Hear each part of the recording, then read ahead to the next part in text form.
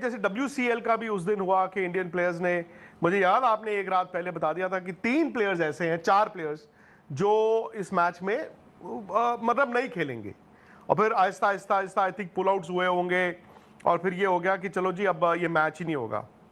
मैं आपसे ये जानना चाहता हूं कि WCL में हुआ, WCL में इंडिया पाकिस्तान का match has been called off, ठीक है, पब्लिक सेंटीमेंट, आउट क्राई, सब कुछ हुआ, कैसे खेल सकते हो, मर्सिनरीज की बात हो गई कि पैसे के लिए खेल रहे हैं। 3 दिन बाद अगर एशिया कप अनाउंस हो गया तो लोगों का रिएक्शन क्या होगा? अच्छा, मुझे आप ये बताइए, एशिया कप 3 दिन बाद अनाउंस हो रहा है? मैं पूछ रहा हूं भाई, मैं आपसे मैं एक पब्लिक डोमेन में एक छोटी सी इंफॉर्मेशन रख रहा हूं, जो अभी नितिन भी हमारे जो है, कि एशियन क्रिकेट काउंसिल की मीटिंग होनी है 24 तारीख को। बोन ऑफ कंटेंशन इस वक्त एशिया कप नहीं है, हमें यह बताया जा रहा है कि बोन ऑफ कंटेंशन है एशियन क्रिकेट काउंसिल की मीटिंग, और पाकिस्तान क्रिकेट बोर्ड के चेयरमैन जो है मोहसिन नकवी, क्योंकि वो एशियन क्रिकेट काउंसिल के हेड है इस वक्त, तो मीटिंग ढाका में रखी गई है, ठीक है। तो जो भी टेंशन है, इंडिया बांग्लादेश की भी टेंशन चल रही है, जियो पॉलिटिकल इश्यूज हैं, बीसीसीआई कहता है जी एक काम करो, ढाका में मत रखो मीटिंग, और श्रीलंका भी हमारे मतलब से इत्तेफाक रखता है, अफगानिस्तान भी रखता है, ओमान भी रखता है, तो ढाका में मीटिंग ये बीसीसीआई जो अभी बीसीसीआई ये कह रहा है कि ढाका में मत रखो मीटिंग, मीटिंग कहीं और कर लो, हम एशिया कप पे खेलने को तैयार हैं। मैं यार ये जानना चाहता हूं कि ये मतलब कैसे बनाया जा रहा है आपको बेवकूफ? नहीं, मैं आपको बताता हूं, 8 तारीख को मेरी बात हुई थी जी। सॉरी, आप बोलिए पहले। नहीं मतलब एशिया कप खेलने को हम तैयार हैं। बड़ी खबर यह है कि एशिया कप जो कि बिगर बोन ऑफ कंटेंशन है, अभी आपने इंडिया के लेजेंड जो कह कौन रहा है कि हम खेलने को तैयार है? नहीं, ये कह रहे संकेत तो यही मिल रहा है ना भाई, आप मुझे बात बताइए, then why is the Asian cricket council की मीटिंग इंपॉर्टेंट? मैं नहीं, एशियन क्रिकेट काउंसिल की मीटिंग इंपॉर्टेंट क्यों है? वो कहते जी ढाका मत जाओ, आप ये क्यों कही जा रहे हो कि मीटिंग का वेन्यू बदल दो, हम एशिया कप खेल लेंगे, मीटिंग का वेन्यू, और मीटिंग का वेन्यू बोन ऑफ कंटेंशन है या एशिया कप में खेलना ना खेलना बोन ऑफ कंटेंशन है?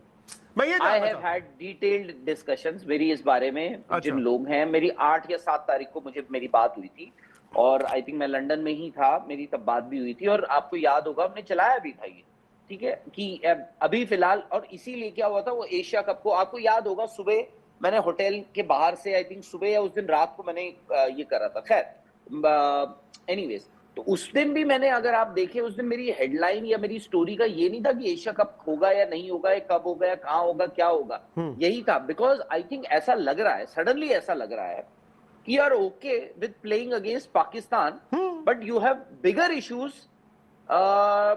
इन गोइंग टू ढाका, बांग्लादेश। आपके ठीक है, फिर ना आपके पॉलिटिकल इश्यूज हैं, ये है वो है। अब जो आपने शुरुआत में बात करी थी यार, आज अगर ये प्लेयर बोले, देखो प्लेयर को 2 चीजें, इन प्लेयर्स को 2 चीजें हैं। A, of course they understand the sentiments of the people back home, India के जो लोग हैं उनकी वो सेंटिमेंट्स, इमोशन सब समझते हैं, और दे वर नॉट, दे मे और may not have been to inclined कि हम खेलें ही खेलें। नहीं, बट आपने उनकी गलती पहले, उनको पता था कि पाकिस्तान की टीम इसमें है, मैं ये भी मानता हूं, ठीक है, उन्होंने वो कॉल लिया, बट आज वही प्लेयर, वही युवराज सिंह, वही हरभजन सिंह, वही शिखर धवन, वही सुरेश रैना, वही इरफान पठान, वही यूसुफ पठान, अगर आज ये बोले कि यार हम जब खेल रहे थे, और ऐसा नहीं है कि ये आपका डिसाइडेड है, अभी आपका शेड्यूल बना नहीं है, अभी आपका अप्रूवल आया नहीं है, अभी आपने अनाउंस किया नहीं है, ये जो हम पूरी बातें कर रहे हैं ना एशिया कप की, ये मेरी किसी से बात हो गई, आपकी किसी से बात हो गई, फलाने की किसी से बात हो गई, ढिमकाने की किसी से बात हो गई, और वो हमने कागजों पे या अपने चैनल्स पे चला दिया है। बीसीसीआई ने कहा है कि एशिया कप हो रहा है, बीसीसीआई ने शेड्यूल दिया है, क्या ये, आप मुझे ये बता दीजिए वेन्यू क्या है एशिया कप का? Has it been decided? It is all यार a proposal. Has it have they, no but उन्होंने क्या ये तय कर लिया? एक मिनट, क्या बीसीसीआई ने ये तय कर लिया कि एशिया कप नहीं होगा? मैं ये आपसे जानना चाहता हूं।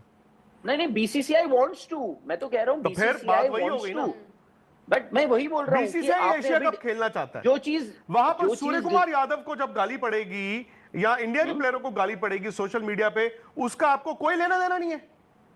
और सबसे बड़ी बात, ऐसा नहीं है ना कि 1 साल पहले एफटीपी बन चुका है और उसमें आपका डेट, वेन्यू, शेड्यूल सब आ चुका है। अरे यार, ये तो आप होना, वो बोलेंगे मत बनाओ ना, क्यों आपको जरूरत मैं है ये ये सब कह रहा करने हूं की? कि अगर आप ये भी कह रहे हो कि आपकी किसी से बात हुई, अभी 50-50 है, वो गवर्नमेंट की उसका हाँ का इंतजार कर रहे हैं, ओ भाई सर आप जो पूछने गए कोई हो कुछ गवर्नमेंट से, इसका मतलब बिकॉज आप जिस अस्सलामुअलैकुम दोस्तों जैसा कि आप जानते हैं, आज हम बात करने वाले हैं India versus England third test match के बारे में, जिसमें इंग्लैंड ने पहले टॉस जीतकर बैटिंग का मुजाहरा किया और इसके साथ साथ 387 रन्स का टारगेट दिया और इंडिया ने इसमें बहुत अच्छी बॉलिंग की।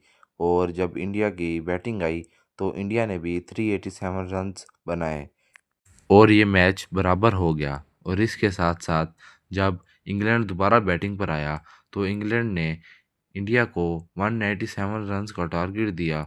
और इसके साथ साथ इंग्लैंड ने जब इंडिया की बारी आई तो इंग्लैंड ने बॉलिंग भी बहुत अच्छी की और कुछ ही देर में इंडिया की 4 विकेटें हासिल कर लीं। इसके साथ साथ इंडिया का ये मैच जितना नामुमकिन नज़र आ रहा था, और फिर इसमें शुभमन गिल और जैक क्रोली की फाइट हुई और इस मैच का पलटा ही बदल गया। अब देखना ये था कि ये मैच इंडिया जीतता है कि इंग्लैंड। जब डे 5 शुरू हुआ तो इंडिया जब दोबारा बैटिंग पर आया तो रविंद्र जडेजा और मोहम्मद सिराज बैटिंग पर आए और उन लोगों ने कुछ देर बैटिंग को बढ़ाया और बैटिंग करते रहे। और इसके बाद जब सिराज आउट हो गए और बुमराह आए और बुमराह ने भी अपनी बैटिंग दिखाई और 2 घंटे पिच पर खड़े रहे और ये मुजाहरा कर दिया कि मैं भी बैटिंग कर सकता हूँ। इसके साथ साथ इंग्लैंड ने इंडिया को 197 रन्स का टारगेट दिया था, वो नामुमकिन नज़र आ रहा था क्योंकि इंडिया की कुछ विकेट्स अभी पड़ी थीं और इंडिया को सिर्फ 50 रन चाहिए थे।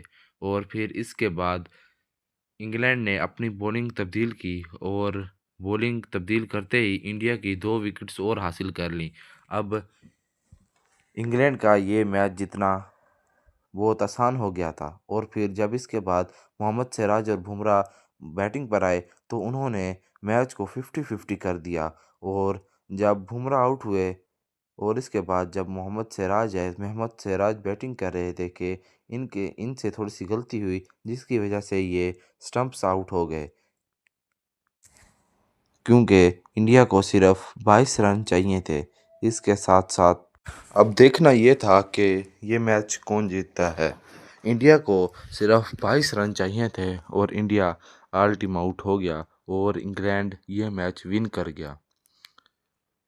देखा जाए तो इंडिया 22 रन से हारा है। ये हार कोई इतनी बड़ी हार नहीं है। अब देखना है कि ये सीरीज़ कौन जीतता है। अभी 2 टेस्ट मैच बाकी रहते हैं। अब देखना ये है ये टेस्ट सीरीज़ का विनर कौन होता है। अगर दोस्तों आपको आज की हमारी वीडियो पसंद आई हो तो लाइक करें, सब्सक्राइब करें और प्यारा सा कमेंट करें और आगे अपने दोस्तों को शेयर करें। Thank you.